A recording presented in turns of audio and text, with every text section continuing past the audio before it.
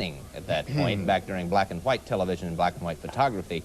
See if you can remember who this individual is. To give you some help, the person on the right of the screen is President Reagan. When he wore This man has been with us for nigh on 40 years. In fact, today, on the eve of New Year's every year, we celebrate with Bud Kraehling his tenure here at WCCO TV, and this is number 40, if you can believe that.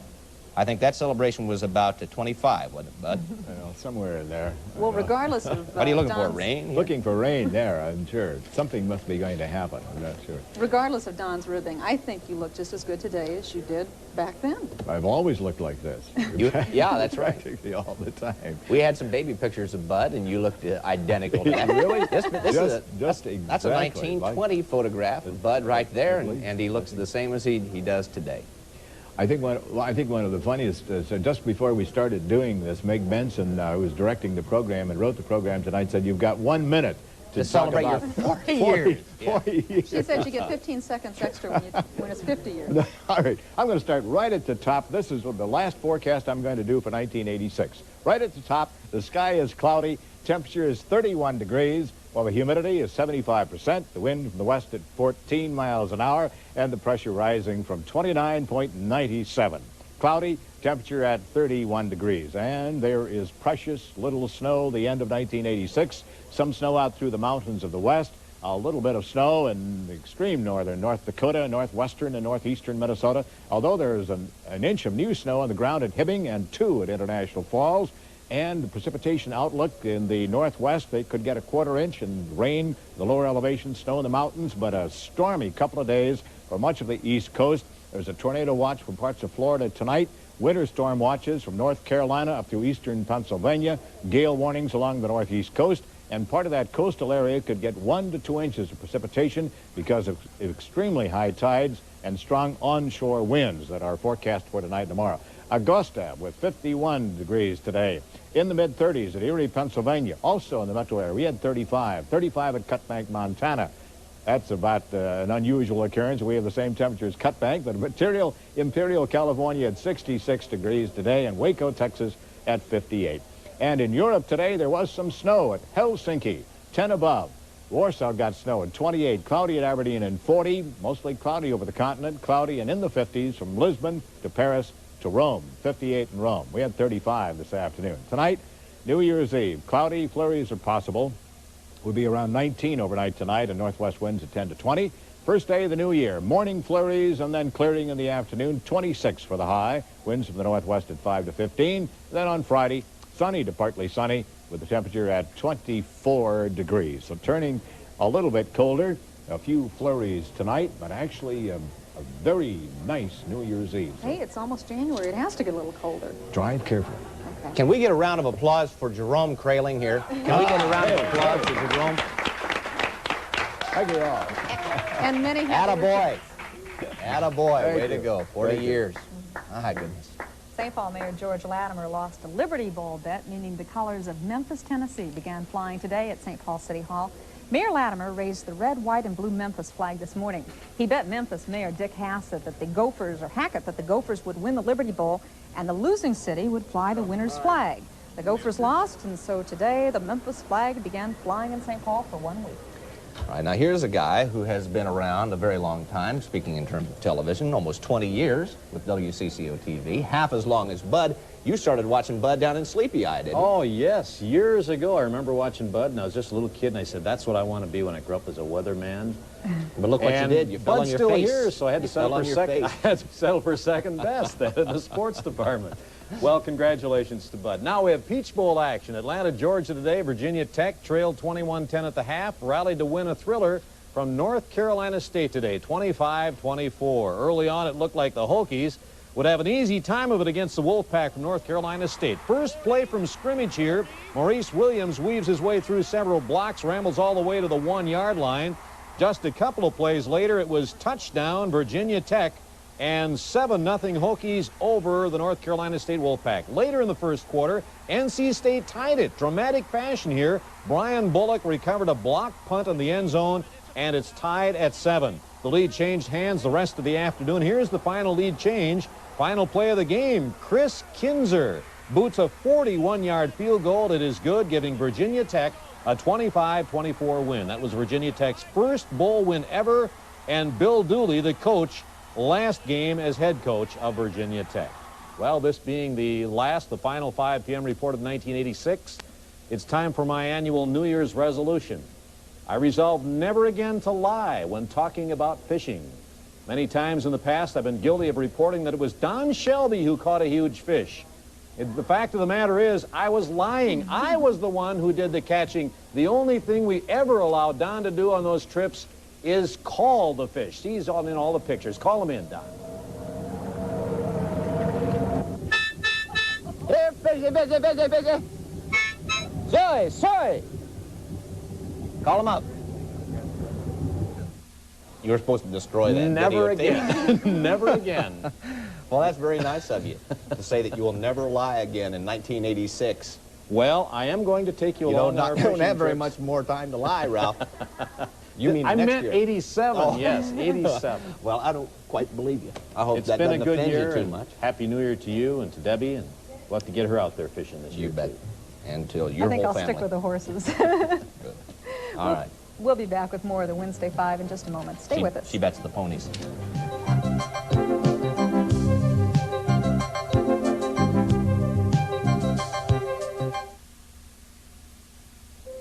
Sunday, January 11th, FM 103 WLTE and Rush's Bridal Shop present Bridal Fair 87, the latest in designer bridal fashions and information on everything you'll need to plan the wedding of your dreams. Register to win a free honeymoon to Hawaii. Reserve your tickets for one of 3 shows on January 11th, 9:30, 1 o'clock, or 4:30. Call 330-2412 for tickets. Bridal Fair 87 from Rush's and FM 103 WLTE. Okay,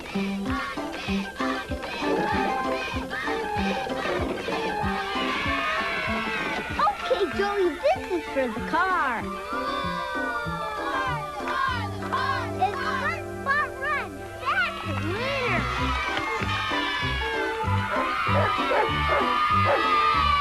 Wheel of Fortune. It'll bring out the kid in you.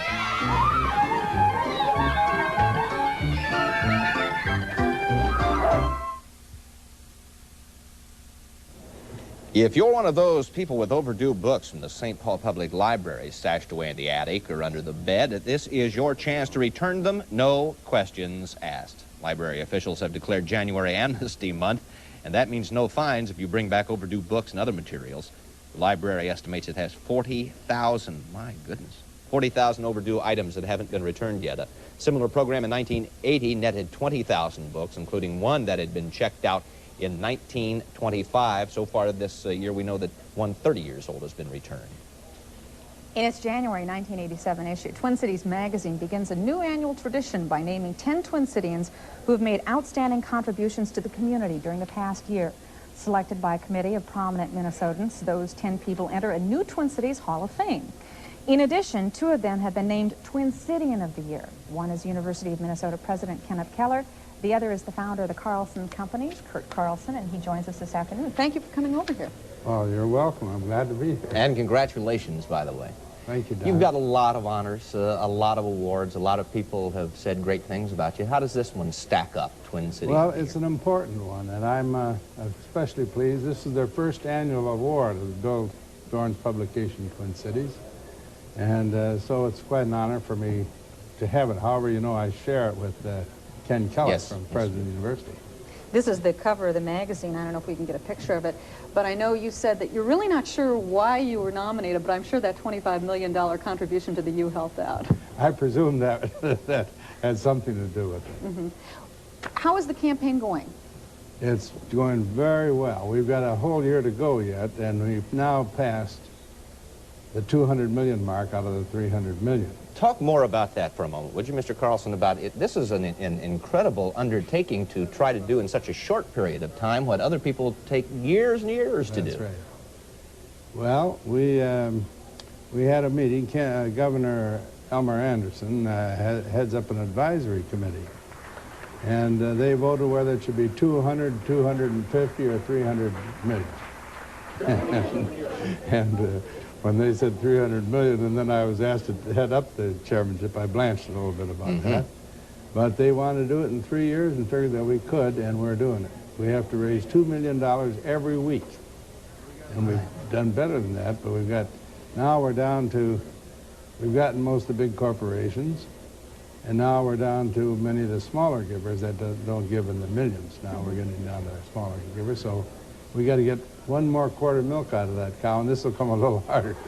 Can you tell us, are there other groups here in the Twin Cities that are special causes for you as well? Oh, yes. I'm doing a number of things on special causes. One of the things, I'm chairman of the New Sweden 88. I appreciate your asking about that. 350 years ago, or 350 years ago come 1988, will be the anniversary of the first landing of the Swedes coming to colonize this country. And so the King and Queen are coming over, and we'll be celebrating in 12 cities, but the major events will be here in Minneapolis, Los Angeles, and New York. Another Scandinavia Today, perhaps? Something like that. Okay. Maryland will be very busy in that also. We'd like to thank you very much on behalf of the state of Minnesota and the Twin Cities for just being who you are, Kurt. All right, thank you, Don. You betcha. We're going to be back to wrap up the Wednesday 5 p.m. report in just a moment. Please stay with us.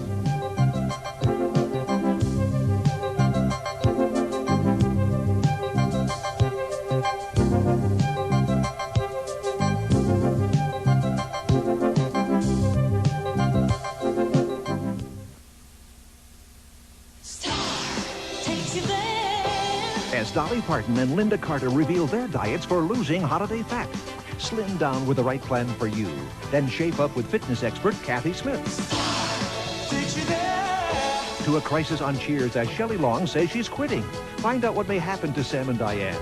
Read how L.A. Law's Susan Day has found a new love and battled back from anorexia and divorce. Plus, it's your horoscope for the new year.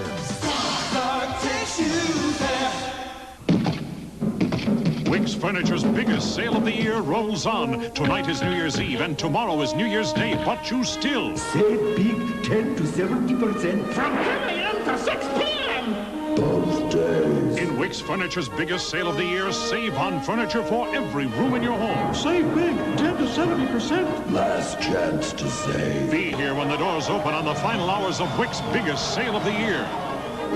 Wick's, surprisingly Wick's.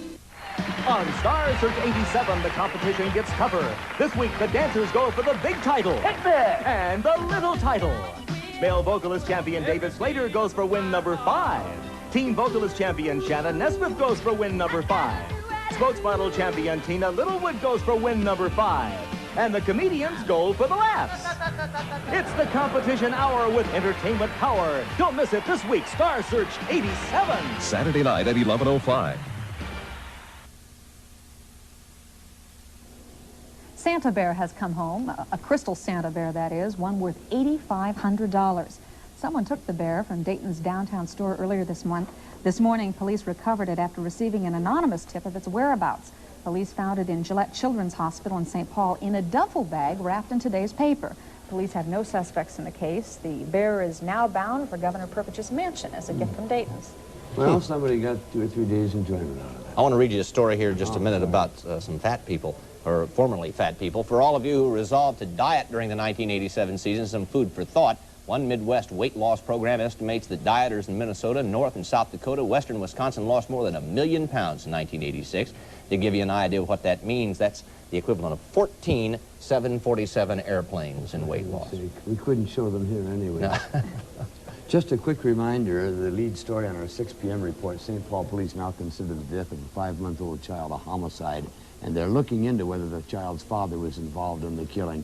Trish Van Pilsen will report at 6. A terrible fire roared through a crowded luxury resort hotel in San Juan, Puerto Rico this afternoon. Helicopters plucked survivors from the hotel roof, but inside, many people perished. Good evening. This is the CBS Evening News. I'm Charles Kuralt, sitting in for Dan Rather. The death toll stands at 50, at least, in the New Year's Eve fire at the DuPont Plaza Hotel in San Juan. From New York, Richard Roth has the story. Eyewitness accounts said explosions ripped through a lower floor of the high-rise resort hotel, touching off a fire and generating dense smoke that rose quickly. Choking for air, many hotel workers and guests scrambled to open windows, balconies, and to the rooftop, where police, Coast Guard, and National Guard helicopters hovered close to the inferno, darting into the smoke to rescue those they could.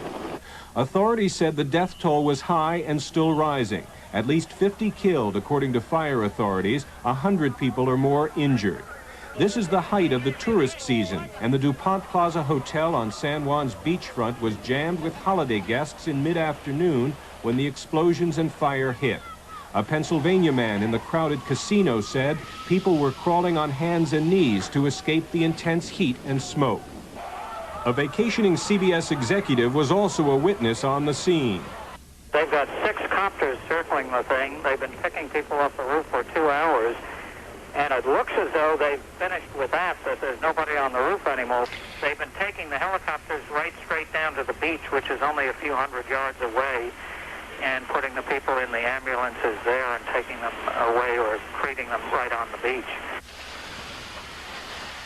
Reports from the scene said the explosions had occurred near the casino or the kitchen close by, but the cause wasn't immediately known. It might have been the boiler room, but because the blasts came just after a union meeting by hotel workers involved in a labor dispute, there was also speculation about sabotage. Rescue workers this evening, though, were concentrating their efforts on putting out the flames and saving lives. Once part of the Sheraton chain, the DuPont Plaza is one of Puerto Rico's biggest tourist hotels with 450 rooms. Richard Roth, CBS News, New York. We will have more about the calamity in San Juan later on in our broadcast tonight. In its last report on the foreign trade balance for this year, the government said today November was the worst month ever, and 1986 will be by far the worst year. That reversed 3 months of improvement and stunned experts who thought the trade future looked brighter. CBS News correspondent Bruce Morton reports. The U.S. trade deficit for November set a record, $19.2 billion. For the past 4 years, the trade deficit has been going up and up. This year, it will top $170 billion. That's a record, too. It's an extraordinary deficit and clearly unexpected, and in that sense, almost shocking. The declining value of the U.S. dollar was supposed to lower the trade deficit by making U.S. products more competitive abroad. But U.S. exports dropped in November. Imports rose. There's virtually nothing that can be done that will overnight convert this humongous, obscene deficit into a surplus. The Democratic Congress is likely to make trade policy a major issue. The call will be to make America competitive. Others will say that's protectionism and that's bad. But the Reagan administration yesterday undertook a mini-protectionist move, responding to common market tariffs on U.S. grain with increased U.S. tariffs